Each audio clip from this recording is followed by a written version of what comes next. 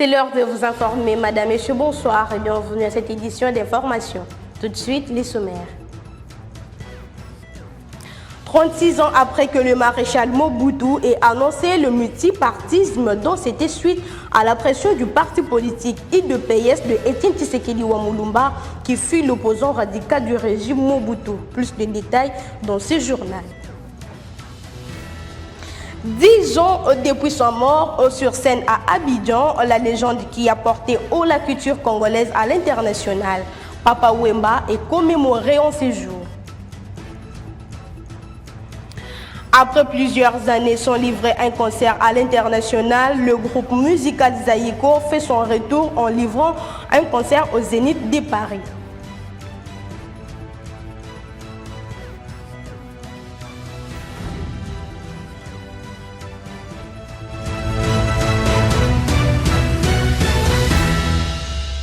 On ouvre ce journal avec le rapatriement le jeudi dernier, le réfugié congolais au Burundi, grâce à l'implication du gouvernement congolais et les hauts commissariats des Nations Unies pour le réfugié ainsi que l'État burundais logés dans les camps des réfugiés de Bousouma à 200 km de Bujumbura.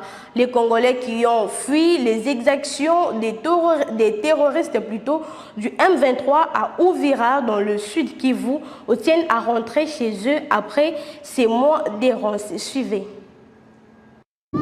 Sur les collines de Bousouma, à 200 km de Bujumbura, des tentes à perte de vue. Plus de 65 000 personnes sont installées ici depuis la prise de la ville d'Ouvira dans l'est de la RDC en décembre dernier. Une vie dans des conditions difficiles, la faim et le froid. Mais depuis quelques jours, l'optimisme revient peu à peu. Certains s'apprêtent enfin à rentrer chez eux, comme Luc Perikoko, originaire de Luvungi, un village du sud Kivu.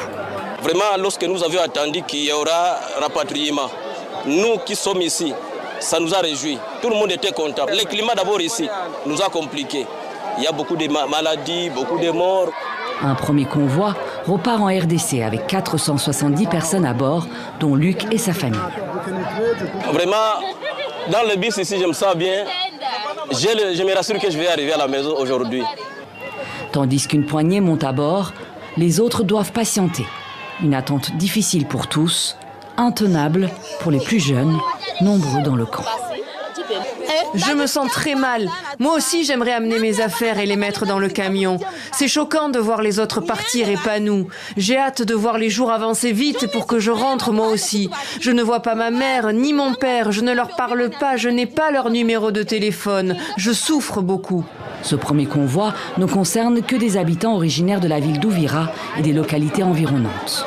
Pour le moment, nous n'allons pas faire faciliter le rapatriement vers des zones non sécurisées, mais nous recevons les informations progressivement de la part des collègues qui sont en RDC, qui nous informent des zones pour lesquelles on peut faciliter le retour. Et donc, ça se fera uniquement pour ceux qui pourront rentrer directement chez eux, pour éviter de créer à nouveau des personnes qui vont aller rester dans des camps de déplacés internes. Selon le Haut Commissariat aux réfugiés, des convois de 1000 personnes sont prévus à partir de la semaine prochaine en direction de la RDC. L'ONU estime que 100 000 réfugiés congolais vivent actuellement au Burundi. Coopération entre les États-Unis et la RDC, arrivée des migrants américains à Kinshasa après un vol de près de 27 heures, un transit en attente de l'étude de leur dossier par le département d'État américain. Le sujet défraye la chronique depuis des semaines. Dans la capitale congolaise, ces migrants découvrent un nouvel horizon et ses réalités, contrairement à ce qui se raconte dans les médias internationaux. Regardez. Des migrants expulsés des États-Unis découvrent leurs nouvelles conditions de vie en République démocratique du Congo. Logés dans un complexe hôtelier de Kinshasa, ils n'ont découvert leur destination que la veille du voyage. Parfois sous le choc et effrayés, ces hommes et femmes racontent leur arrivée à Kinshasa après 27 heures de vol, mains et pieds menottés. Je ne sais pas ce qui s'est passé. J'ai été détenu pendant 5 mois. Au fil du temps, je pensais qu'ils allaient me libérer car je n'avais pas de casier judiciaire et je n'avais pas encore comparu devant un juge. J'ai passé 5 mois sans comparaître devant un juge. qu'il s'agisse d'un juge fédéral ou d'un juge de l'immigration. Et puis, soudain, le 15 avril, on m'a dit que j'allais être transféré en République démocratique du Congo, mon pays tiers, car lorsque je suis entré aux États-Unis en 2023, on m'avait accordé une protection et une convention contre la torture. Laissés pour compte par la politique d'immigration du président américain Donald Trump, les migrants passent leur journée sur leur téléphone portable à essayer de contacter leur famille. Je me disais, je ne veux pas aller au Congo, j'ai peur. C'est un pays que je ne connais pas. Je ne parle pas la langue. J'ai tellement de choses en tête et je suis vraiment anxieuse en même temps. Ma famille, tout le monde était désespéré parce que la situation reste assez extrême. Et après ça, on s'est retrouvés ici au Congo, après un vol extrêmement long de 27 heures, pendant lequel on a été menotté tout le temps, aux mains et aux pieds. La RDC, l'un des nombreux pays africains ayant accepté d'accueillir des migrants expulsés des États-Unis, figure parmi les 15 pays les plus pauvres au monde, à des milliers de kilomètres du continent américain. Dans les chapitres politiques, plus question de confier les responsabilités étatiques aux rebelles qui ont comploté contre la RDC. Telle est la proposition de loi remise auprès du député national Lambert Omalanga par Thierry Mosenepo, cadre de la Convention des Congolais Unis, membre de l'Union sacrée de la Nation. Selon le président de la Ligue de jeunes de la CCU, cette loi est une fois votée au Parlement, constituera une vraie dissuasion aux politiciens aigris de ne plus toucher aux armes. On l'écoute dans ses propos recueillis par votre rédaction. Venons de déposer auprès de l'honorable Lambert Mende un texte qui, selon son entendement, pourrait être apporté à l'Assemblée nationale comme proposition de loi ou comme recommandation parlementaire au gouvernement. Ça consiste en quoi exactement ? Nous avons constaté, nous en tant que lumumbistes, que depuis maintenant 25 ans, notre pays est fatigué de certains de ses fils et filles qui, frustrés par des raisons politiques ou individuelles, se permettent de se mettre ensemble avec l'ennemi pour saigner notre pays par des rébellions et des mouvements de terrorisme. Ce cycle doit être cassé. Ça consiste à 1. Aller à une rébellion, tuer des Congolais, demander un dialogue et ensuite revenir ici avec des actes de nomination. On a constaté que même pour des raisons farfelues, certains Congolais se permettent de trahir la nation. Les uns parlent d'avoir pris les armes parce qu'on leur aurait pris des mines, d'autres ont pris les armes parce que dans leur territoire, il n'y a pas de supermarché. Et très récemment encore, certains hauts fonctionnaires de l'État ont quitté leur charge pour rejoindre le mouvement terroriste AFC M23 parce qu'ils n'ont pas été nommés ministres de la coopération, un poste qu'ils ont espéré. Des raisons farfelues qui n'ont rien à voir avec les fondements du pacte républicain qu'est le nôtre. Il est temps donc de casser cela. Selon cette proposition de texte, désormais, tout Congolais qui va aller sur ce chemin dangereux, même s'il y aurait dialogue, il va subir la rigueur de la justice, conformément à notre constitution, mais aussi aux accords internationaux que la RDC a eu à signer.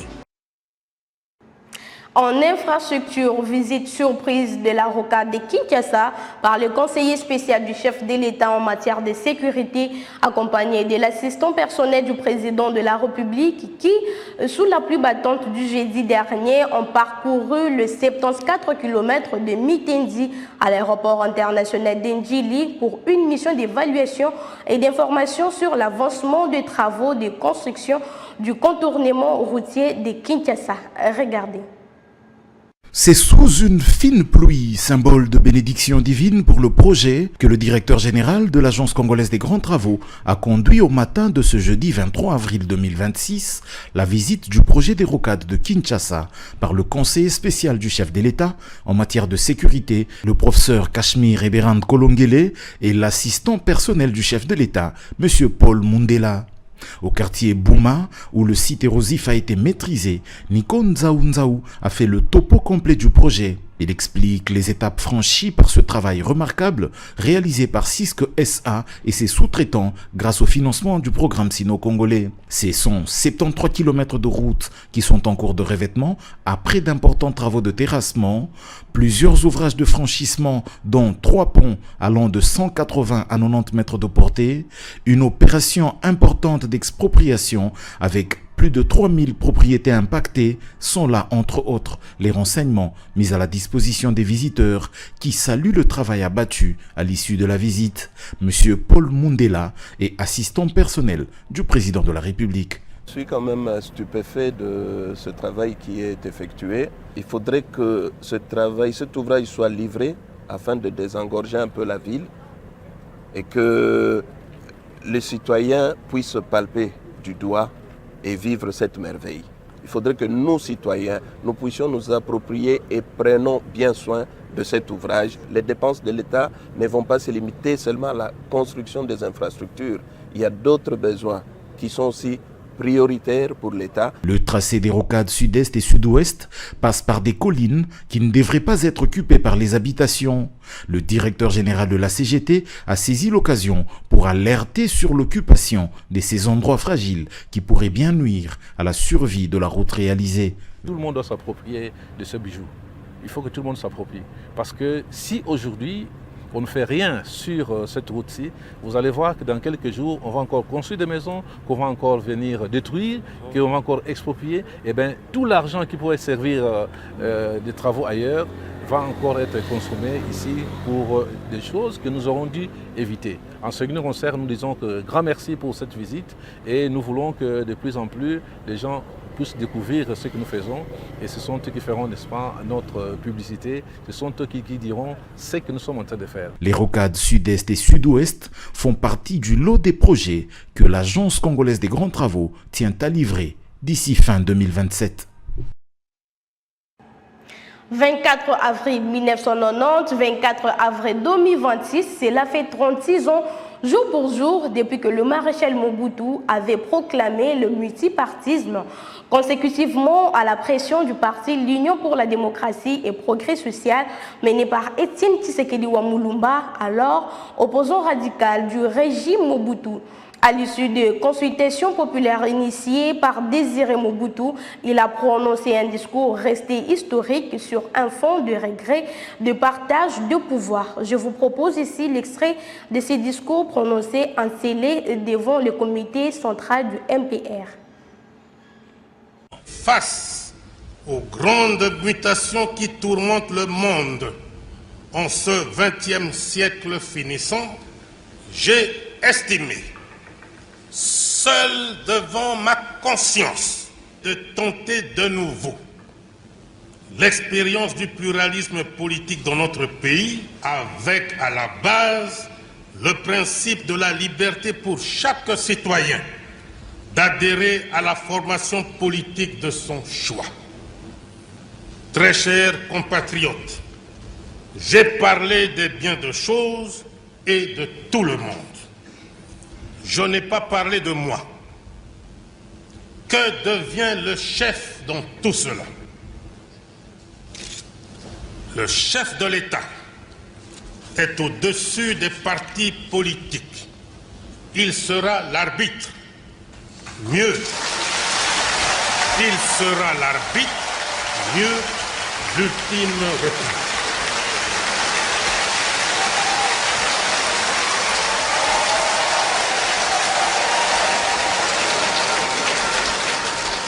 Je vous annonce que je prends ce jour congé du mouvement populaire de la Révolution pour lui permettre de se choisir un nouveau chef devant conduire.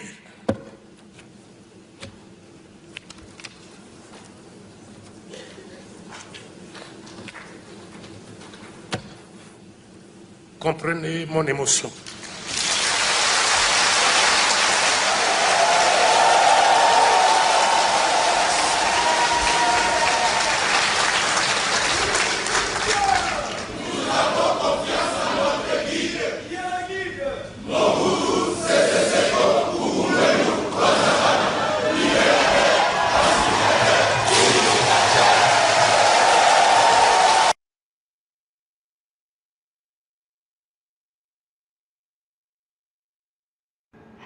En international, la commission d'enquête sur les événements qui ont émaillé les élections d'octobre 2025 en Tanzanie a rendu les résultats des enquêtes sur le bilan définitif des manifestations. 518 morts et blessés, une facture trop salée pour un pays de 71 millions d'habitants est dirigé par Samia Suluhu Hassan, dont la réélection a été contestée par l'opposition. Encore une fois de plus, regardez.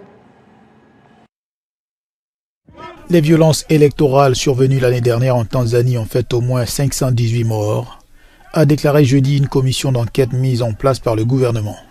Les chiffres annoncés s'avèrent bien inférieurs aux estimations de l'opposition. La présidente Samia Suluhu Hassan a été déclarée vainqueur du scrutin du 29 octobre avec 98% des voix, après que des figures de proue de l'opposition ont été écartées de la course. L'élection a déclenché plusieurs jours de manifestations à travers le pays qui ont été brutalement réprimées par les forces de sécurité. La commission présidée par l'ancien président de la Cour suprême Mohamed Chande Othman a indiqué que le bilan pourrait encore évoluer si les autorités confirmaient l'existence d'autres sépultures non signalées. Dans ses conclusions présentées à la présidente Samia Suluhu Hassan, la commission a indiqué que 490 personnes décédées étaient des hommes, 28 des femmes, 21 des enfants. En culture, 10e commémoration du décès de Papa Wemba, mort en pleine scène musicale du festival Fais-moi à Abidjan, en Côte d'Ivoire. Le 24 avril 2016, le pays a perdu l'une de ses légendes plutôt qui a porté très haut l'étendard culturel congolais sur l'échiquier international. Retour sur la carrière aussi enrichissante et variée de l'homme de la sape et maître de l'école, créateur des idoles, Jules Presley Shungu Wembadio, dit Papa Wemba, l'Enkuru plutôt dans cet élément.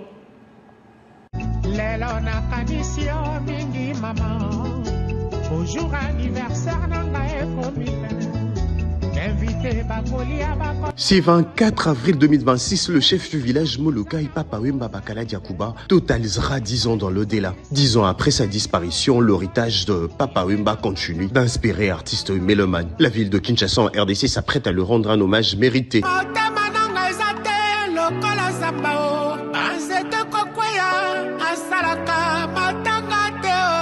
Outre la messe qui sera dite en la paroisse Saint-Joseph de Matungé, l'église que l'artiste chérissait tant aux côtés de son ami Abekoko, déjà au quartier Matungé. Le villageois de Molokai occupe de stand de long du fameux couloir Madiakoko, en hommage au gourou.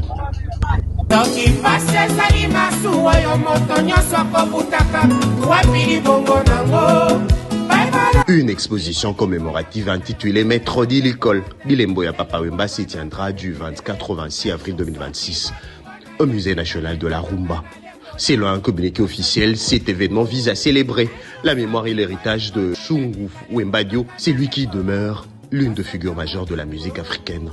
Le Musée national de la Rumba prévoit une série d'activités culturelles destinées à retracer le parcours exceptionnel de cette icône de la rumba congolaise souvent surnommée le pape de la sape. Société des ambianceurs et de personnes élégantes pour son influence dans la mode et la culture urbaine. Né à Lobefou et décédé le 24 avril 2016 à Abidjan, Papa Wemba reste une référence en tant que cofondateur de Zaiko Langalanga en 1969, puis créateur de Viva la Musica. Il a profondément modernisé la rumba congolaise.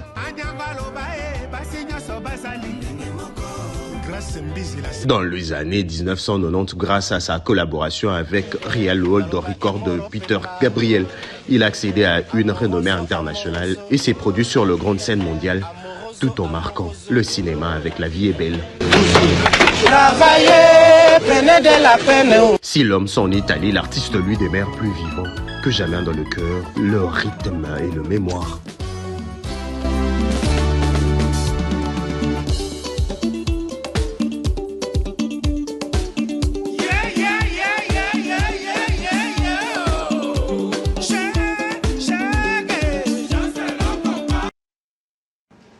Dans le même chapitre, le sapeur artistes de toutes les générations musicales congolaises et les Banamatongé prennent d'assaut les couloirs Mandiakoko à la lisière des 5 avenues dont Massimanimba, Oshwe, Lokolama, Kandakanda et Inzia, formant ainsi le village Molokai au quartier Matongé dans la commune de Kalamou en marge de la 10e commémoration du décès de Papa Wemba, icône et patriarche du dit quartier. Concerts, barbecue et démonstrations des sapeurs accompagnent les dites festivités. Nos envoyés spéciaux sur place nous ont recueilli ces propos au micro de Christian Mukendi et Michel Chibukuka.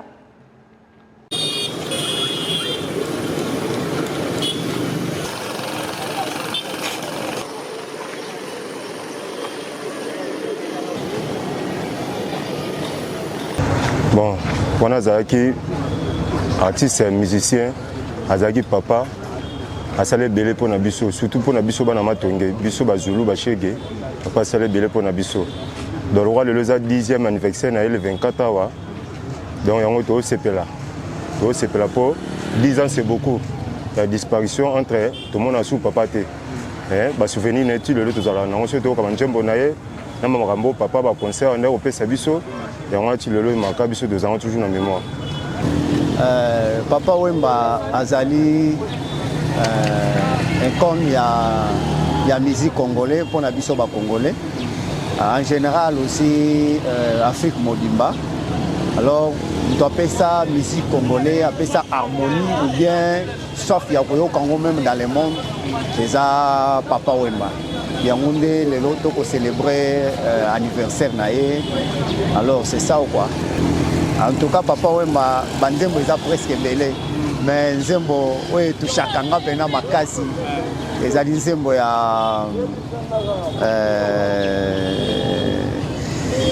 les alinzembo ya titre ndezo échappé na douleur na motema na préféré na lela ya kobatama no kibaloba balarme ya crocodile.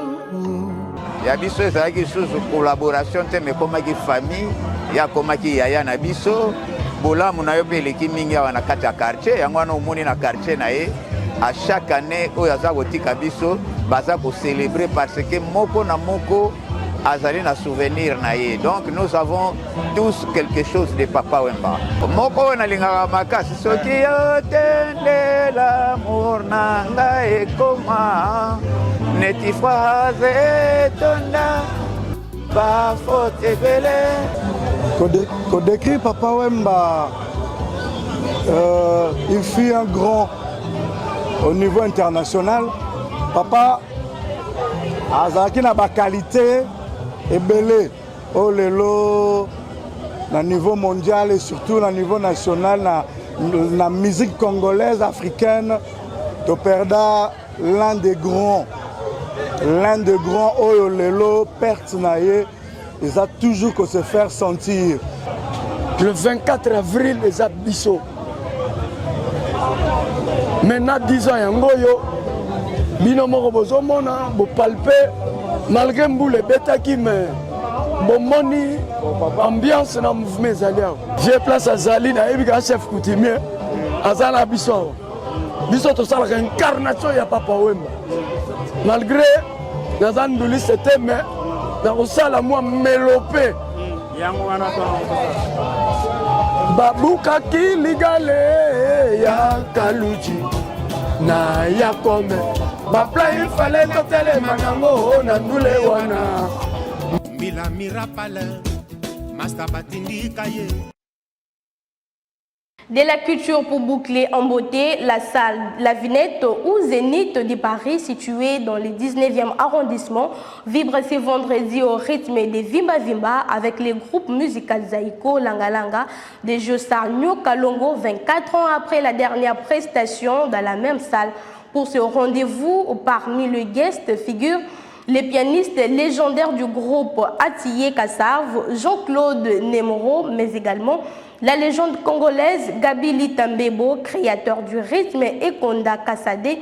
Un rendez-vous qui a réuni plutôt pléiade des stars du monde culturel africain et mondial. Suivez ici la réaction des musiciens et arrangeurs qui se préparent à cet événement.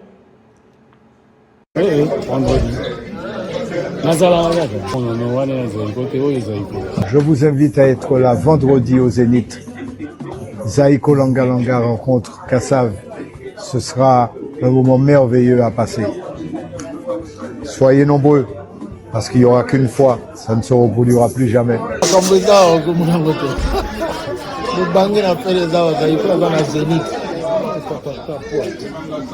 Là, j'assiste l'artiste vraiment en tout, technique, artistique, tout. Je l'assiste en tout. Je ne peux pas te le dire. Je ne peux pas te le dire parce que finalement, il y avait une prise qui était prévue, mais je ne sais pas si ça va se réaliser.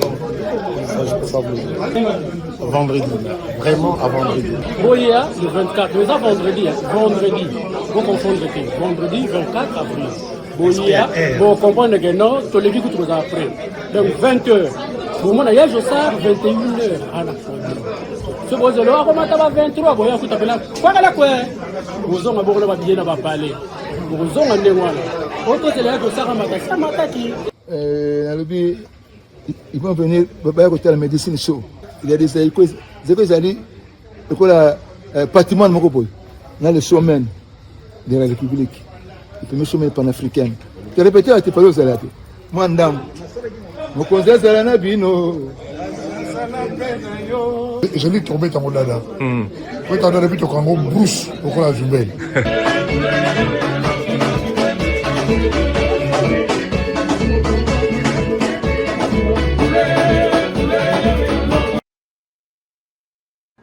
C'est ce qui clore cette édition. Merci de l'avoir suivi. Continuez à nous être fidèles. Et on se retrouve demain à la même heure sur Ecopolis Télévision. Bon début de week-end à vous. Au revoir.